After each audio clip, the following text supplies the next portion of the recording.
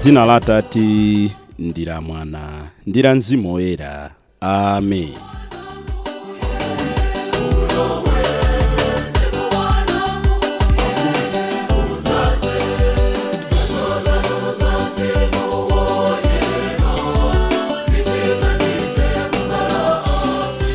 Mulungu wanga, bwerani mudzandithandize.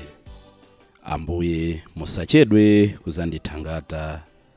Ulemu ukhale kwa Atate ndi kwa Mwana ndi kwa Mzimu Woyera, monga panali poyamba ndi tsopano ndi masiku onse ndi pa nthawi zosatha. Amen.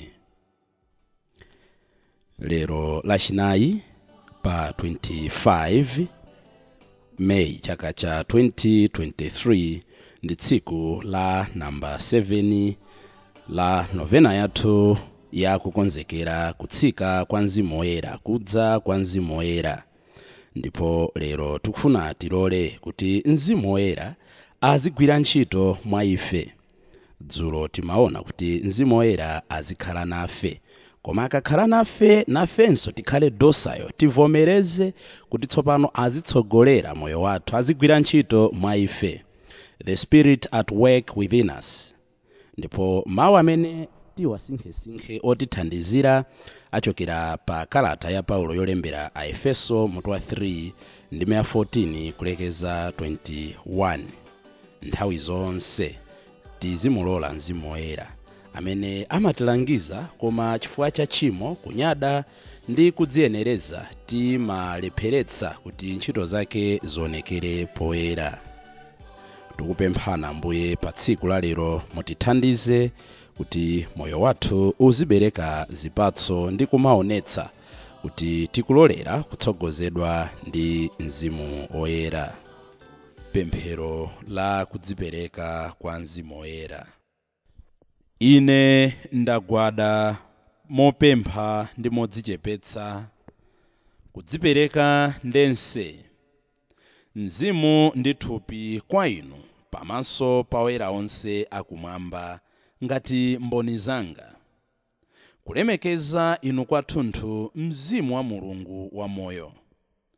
Ndikupembedza kuwala kwa kuyera kwanu, kulungama kwa chiweruzo chanu ndiponso mphamvu za chikondi chanu. Inu ndinu mphamvu ndi kuwala kwa mzimu wanga. Mwa inu ine ndilipo. Ndimakhala moyo ndipo ndimayenda.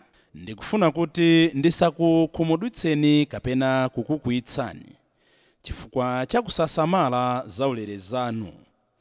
Ine ndikupempha kwa inu kuchokera pansi pa mtima wanga kuti mundireretse, ndipo kuti ndisachite tchimo lina lililonse ngakhale laling'ono chotani. Mwachifundo chanu chopanda malire, muteteze maganizo anga kwa zoyipa za mtundu uliwonse, ndipo nthawi zonse mundithandize kuzindikira kuwala kwanu. Ndizimvetsera mawu anu ndi kutsata malangizo anu oyera. Ine ndikufuna kuphatana ndi inu, ndipo ndikudzipereka ndense kwa inu.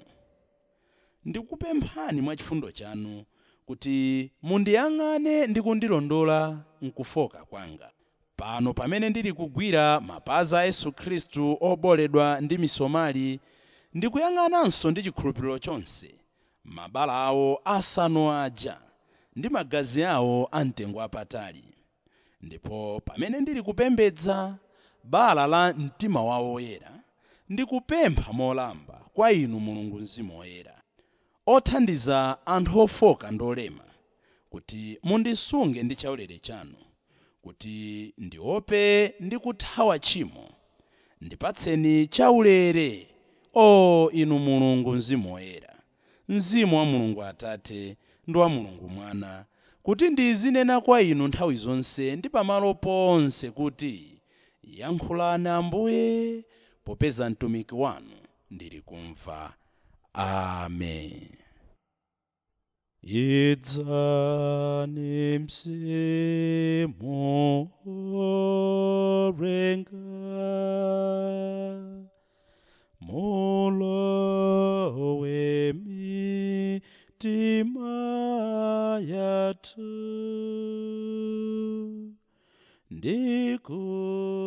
ndikuidza tsitsa ndithu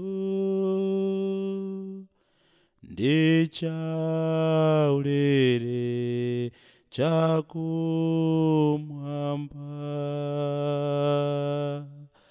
mudza kutisekeretsa poti ninka moyo wanu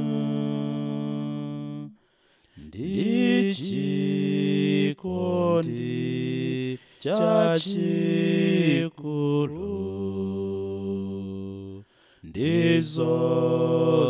ndizonsezi natisowa mphatso zanu zozizwitsa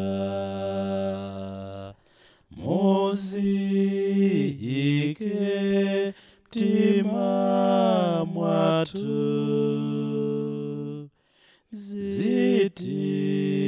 zitidziwe tse Mulungu ndi ntchito zake zokoma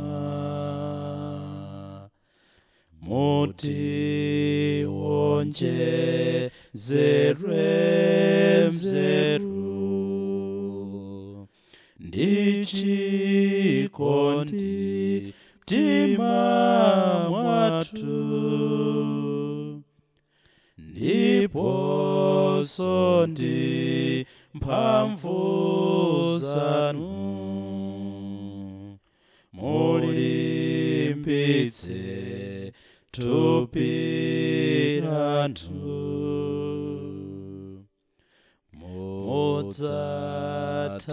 mudzathawitse Satana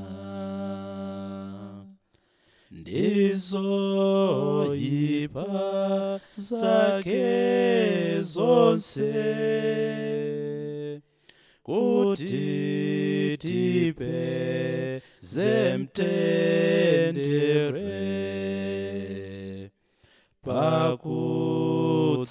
pakutsata inu nokha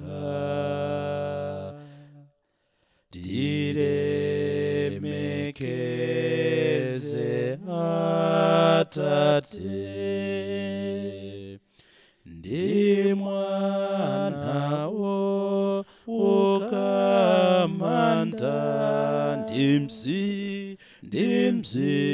Mzimuwo sangalatsa lero ndi masiku onse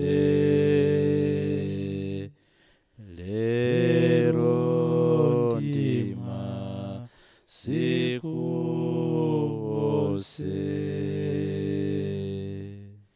lero ndi masiku onse. Ndipo mawu amene tiwasinkhe otithandizira achokera pa kalata ya Paulo yolembera a Efeso mutu wa 3 ndime 14 kulekeza 21. Paulo apempherera kuti a Efeso adziwe chikondi cha Khristu.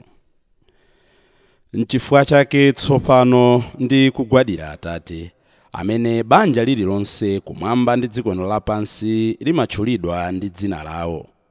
Ndikupempha Mulungu kuti kuchokera mchuma cha ulemerero wake akupatseni mphamvu ndipo mwa Mzimu wake woyera alimbitse moyo wanu wauzimu. Ndikupempha kuti mwa chikhulupiriro chanu Khristu akhazikike m'mitima mwanu kuti muzike mizu yanu mchikondi ndiponso mumange moyo wanu wonse pa chikondi. Ndikupempha Mulungu kuti pamodzi ndi anthu ake onse muthe kuzindikira kupingasa kwake ndi kutalika kwake ndi kukwera kwake ndi kuzama kwake kwa chikondi cha Khristu. Ndithu ndikupemphera kuti mudziwe chikondi chija cha Khristu chopitirira nzeru za anthu, kuti mudzadzidwe kotheratu ndi moyo wa Mulungu mwini. Ulemerero ukhale kwa Mulungu amene mwamphamvu yake yogwirira ntchito mwa ife angathe kuchita zochuluka kupitirira kutalitali zimene tingapemphe kapena kuganiza. Mulungu alandire ulemu mu mpingo ndi mwa Khristu Yesu pa mibado yonse mpaka muyaya. Amen. Abale ndi alongo, popereka zosowa zathu tisayiwale cholinga chathu cha tsiku la lero, tsiku la namba 7, kuti Mzimu Woyera azigwira ntchito mwa ife. Zimenezi zitheka pokhapokha ngati timakhala ndi nthawi yolingalira kuti Mulungu akufuna chani m'moyo mwanga.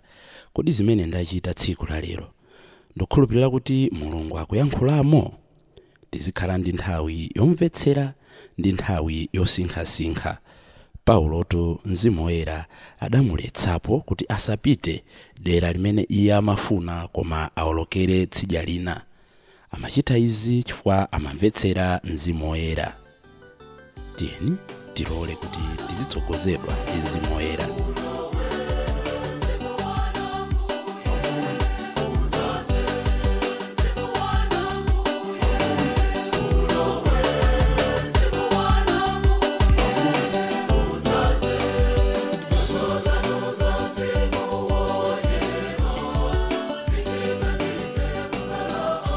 Pemphero lopempha mphatso zisanu ndi ziwiri za Mzimu Woyera.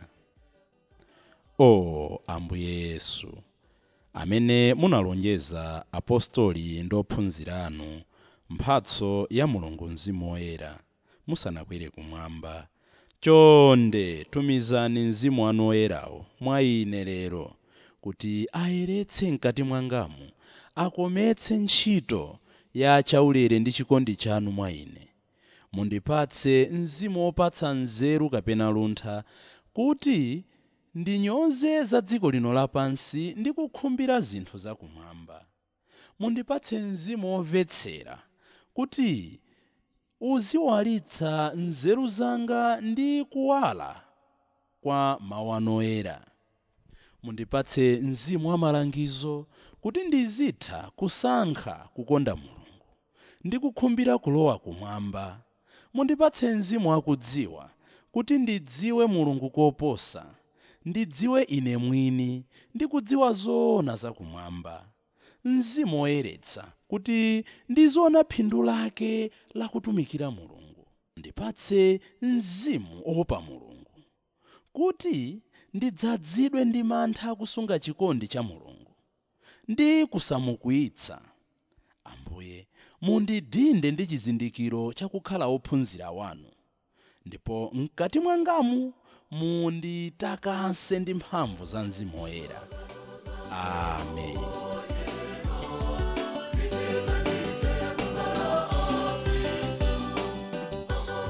Tiyeni tsopano polola mzimu wachauta, Mzimu Woyera kuti azikhazikika mwa ife, tiperekenso zosowa zathu zonse za mumtima.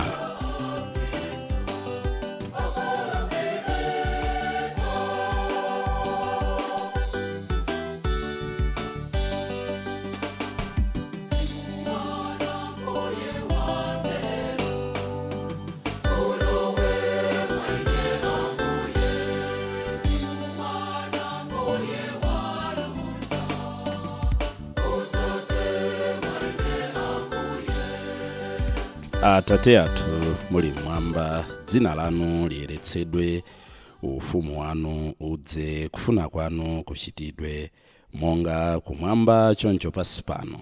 Mutipatse ife lero chakudya chathu cha lero, mutikhululukire ife zochimwa zathu monga ifenso tikhululukira adani athu, musatisiye ife mchinyengo koma mutipulumutse ife kwa zoyipa. Amen.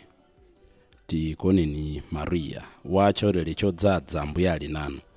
Ndinodala kupambana akazi onse ndipo ngodalanso mwana wanu Yesu. Maria Woyera, mayi a Mulungu, mutipempherere ife ochimwa, tsopano ndiponso pa nthawi yakufa kwathu. Amen. ulemu ukhale kwa Atate ndi kwa Mwana ndi kwa Mzimu Woyera, monga panali poyamba ndi tsopano ndi masiku onse ndi pa nthawi zosatha. Amen. Ulemu ukhale kwa Atate ndi kwa Mwana ndi kwa Mzimu Woyera, monga panali poyamba ndi tsopano ndi masiku onse ndi pa nthawi zosatha. Amen. Ulemu ukhale kwa Atate ndi kwa Mwana ndi kwa Mzimu Woyera, monga panali poyamba ndi tsopano ndi masiku onse ndi pa nthawi zosatha. Amen. Ulemu ukhale kwa Atate ndi kwa Mwana ndi kwa Mzimu Woyera, monga panali poyamba ndi tsopano ndi masiku onse ndi pa nthawi zosatha. Amen. Ulemu ukhale kwa Atate ndi kwa Mwana ndi kwa Mzimu Woyera, monga panali poyamba ndi tsopano ndi masiku onse ndi pa nthawi zosatha. Amen. Ulemu ukhale kwa Atate ndi kwa Mwana ndi kwa Mzimu Woyera, monga panali poyamba ndi tsopano ndi masiku onse ndi pa nthawi zosatha. Amen. Ulemu ukhale kwa Atate ndi kwa Mwana ndi kwa Mzimu Woyera, monga panali poyamba ndi tsopano ndi masiku onse ndi pa nthawi zosatha. Amen. Ambuye akhale nanu. Madalitso a Mulungu wamphamvu zonse, Atate ndi Mwana ndi Mzimu Woyera akutsikireni ndi kukhala nanu nthawi zonse. Tiyeni tilole kumakhala mwa Mzimu Woyera, ndipo Iyeyo azititsogolera. Abale ndi alongo osatopa pochita zabwino, bwerani Mzimu Woyera.